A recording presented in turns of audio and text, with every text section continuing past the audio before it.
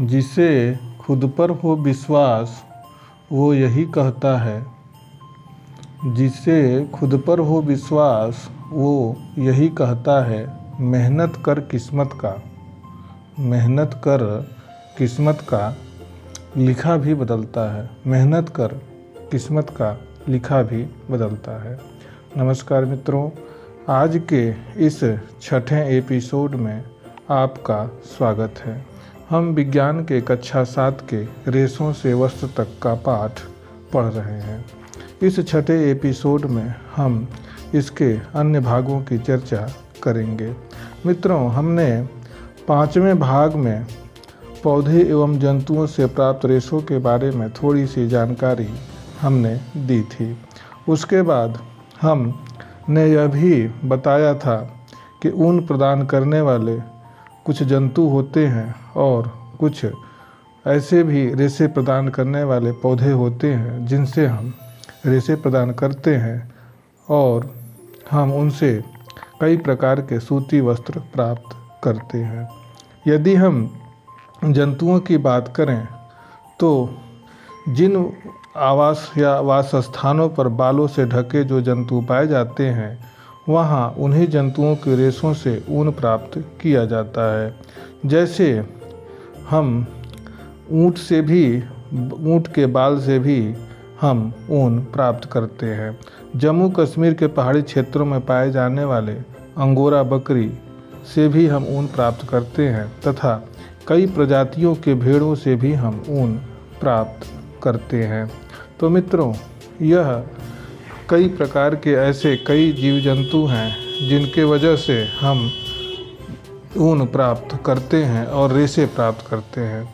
हमने ऊन तैयार करने की कुछ विधियों के बारे में भी उसके बारे में बताया था, जिसमें हमने मुख्य रूप से जंतुओं का जिक्र किया था। यदि हम भेड़ पालन और प्रजनन के बारे में बात करें तो हमारे देश में अनेक भागों में भेड़ों को ऊन उत्पादन के लिए पाला जाता है।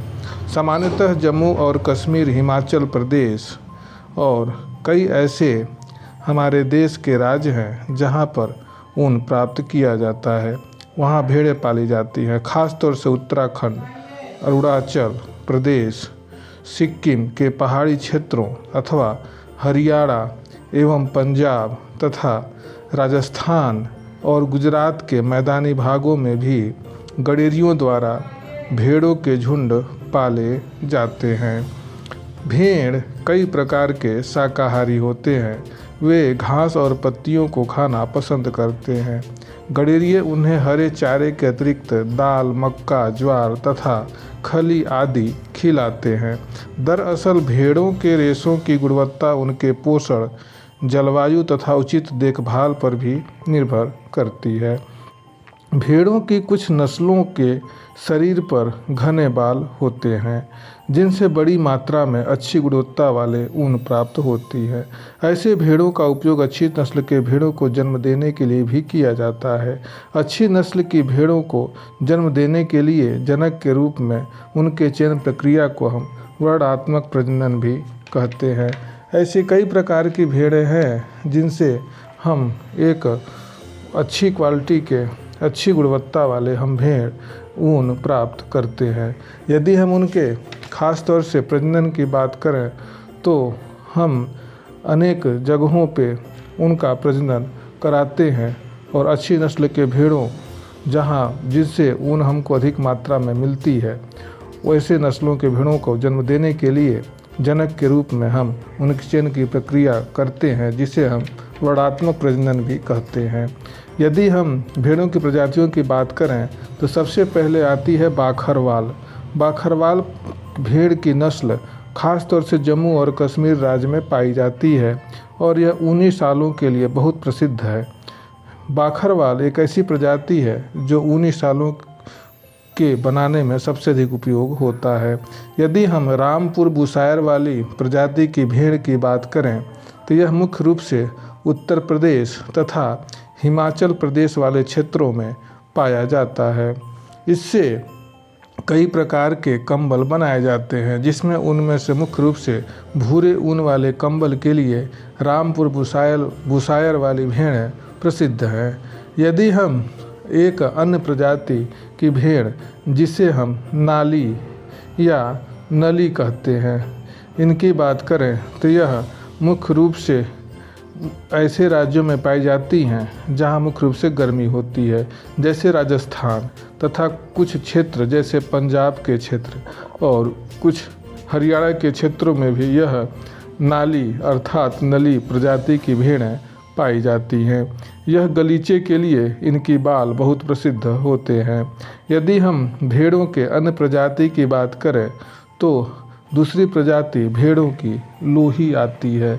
लोही मुख्य रूप से हम देखें तो यह राजस्थान और पंजाब वाले क्षेत्रों में भी पाया जाता है। सभी जगह नहीं, लेकिन पंजाब के कुछ क्षेत्रों में लोही की भेड़ें पाली जाती हैं। यह लोही भेड़ें ऊनी वस्त्र के लिए बहुत ही प्रसिद्ध हैं। यदि हम अन्य भेड़ों की बात करें तो अन्य प्रकार के प्रजाति की भेड़ें मारवाड़ी है, जिसे हम मारवाड़ी भी कहते हैं। यह गुजरात के क्षेत्रों में पाया जाता है। यह मोटी और रूछ ऊन कंबल के लिए विख्यात भेड़ है। मारवाड़ी इसीलिए अधिकतर इसके राजस्थान के मारवाड़ी लोग भी पालते हैं, इसलिए इस भेड़ का नाम मारवाड़ी पड़ गया। अब हम भेड़ों की दूसरी प्रजाति पाटनवाड़ भेड़ के बारे में बात करते हैं। पाटनवाड़ भी भेड़ की एक अच्छी प्रजाति मानी जाती है। यह भी गुजरात के कुछ क्षेत्रों में पाली जाती है। इसका ऊन बहुत ही मुलायम होता है और इसका ऊन होजरी के लिए बहुत प्रसिद्ध होता है। तो गुजरात में यह पाटनवाड़ प्रजाति की भेड़ मुख्य रूप से प्रसिद्ध है। अब हम यह बात करेंगे कि भेड़ों के रेशों को ऊन से संसाधित करने के विभिन्न चरण क्या हैं। यदि हम भेड़ों के अन्य प्रजातियों की बात करें, यदि हम संक्षेप में जानें तो बाखरवाल जम्मू कश्मीर में जो ऊनी शाल के लिए प्रसिद्ध है। रामपुर बुशायर प्रजाति की भेड़ उत्तर प्रदेश हिमाचल प्रदेश में मिलता है तथा यह पूरे भूरे ऊन वाले कंबल के लिए प्रसिद्ध है। जबकि नाली प्रजाति वाली भेड़ राजस्थान, पंजाब और हरियाणा में पाई जाती है, जो गलीचे के लिए प्रसिद्ध है। लोही प्रजाति की भेड़ राजस्थान और पंजाब में पाई जाती है, जो ऊनी वस्त्र के लिए प्रसिद्ध है। जबकि मारवाड़ी और पाटनवाड़ी भेड़ें गुजरात में पाई जाती हैं, जो मोटी एवं रूछ ऊनी कंबल के लिए और होजरी के लिए प्रसिद्ध है। यदि हम भेड़ों के रेशों को ऊन में संसाधित करने के विभिन्न चरणों के बारे में बात करें तो हम जानेंगे कि भेड़ों के बाल को ऊन के धागों में परिवर्तित करने की एक लंबी प्रक्रिया होती है, जो निम्नलिखित चरणों में संपन्न होती है। यदि हम पहले चरण की बात करें तो हम देखेंगे कि भेड़ों के बालों की कटाई सबसे पहले होती है। यह कई प्रकार से होती है। एक, भेड़ों के बालों की कटाई परंपरागत होती है, जो पाली गई भेड़ों के शरीर पर बाल की घनी वृद्धि जब हो जाती है तो उनके बालों को शरीर से उतार लिया जाता है। यह प्रक्रिया ऊन के रेशों की कटाई कहलाती है। भेड़ के बाल उतारने के लिए मशीनों का उपयोग किया जाता है। सामान्य बालों को गर्मी के मौसम में काटा जाता है ताकि भेड़ों को उस मौसम में बालदार त्वचा वाले सुरक्षात्मक आवरण के न रहने से भी कोई कठिनाई न हो। क्या आपने कभी सोचा है कि ऊन के रेशों के लिए भेड़ों के बालदार त्वचा को उतारने में उन्हें कष्ट क्यों नहीं होता है? इसका कारण यह है कि त्वचा की सबसे ऊपर वाली परत अधिकांशतः मृत कोशिकाओं से बनी होती है। साथ ही भेड़ के बाल फिर से उग आते हैं, ठीक वैसे ही जैसे हमारे बाल, जिन्हें कटवाने में कष्ट नहीं होता है तथा कटवाने के बाद ये पुनः फिर से उग आते हैं। तो इस प्रकार यह भेड़ों के बालों की कटाई के बारे में हुआ। यदि हम दूसरे चरण की बात करें तो दूसरे चरण, जिसे हम अभिमार्जन कहते हैं, कटाई के बाद भेड़ों के बालों की कटाई के बाद रेशों को पानी की टंकियों में डालकर अच्छी तरह से धोया जाता है, जिससे उनकी चिकनाई, धूल और गर्दा अर्थात गर्त निकल जाए। यह प्रक्रिया अभिमार्जन कहलाती है। आजकल अभिमार्जन मशीनों द्वारा भी किया जाता है। खासतौर से ऐसे कई ऊनी मिलें हैं। ख़ास तौर से यदि हम पंजाब और हरियाणा के क्षेत्रों में ऊनी मिलों की बात करें, वहाँ पर यह काम सबसे ज़्यादा किया जाता है। अब हमारे देश में कई ऐसे जगह हैं जहाँ पर परंपरागत तरीकों को छोड़ करके आधुनिक मशीनों द्वारा अभिमार्जन किया जाता है। तो इस प्रकार कई ऐसे अभिमार्जन के मिलें हैं जिसमें आधुनिक मशीनों का उपयोग किया जाता है। अभिमार्जन के बाद एक तीसरा चरण होता है जिसे हम रेशों की छटाई कहते हैं। जैसा कि नाम से हम जानते हैं कि रेशों की छटाई अभिमार्जन के बाद होती है और अभिमार्जन के बाद रेशें जो इकट्ठा होती है उन्हें अच्छे रोएदार रेशे को उसकी लंबाई, चिकनाई तथा हल्केपन के आधार पर हम उसे अलग अलग कर लेते हैं या मिलों में मशीनों द्वारा उन्हें अलग अलग कर लिया जाता है। पहले यह प्रक्रिया परंपरागत रूप से खुद मनुष्य करता था, लेकिन अब कई मशीनें ऐसी हो गई हैं जो बालों के आकार एवं उसकी गुणवत्ता के आधार पर अलग अलग छांट लेता है। छटाई का काम हाथों और मशीनों दोनों की सहायता से हो सकता है, किंतु आज यह काम मुख्य रूप से मशीनों द्वारा ही किया जाता है। तो यह मुख्य रूप से रेशों की छटाई की एक महत्वपूर्ण चरण है तथा इसमें मुख्य रूप से साफ सफाई भी आसानी से इसकी होती है।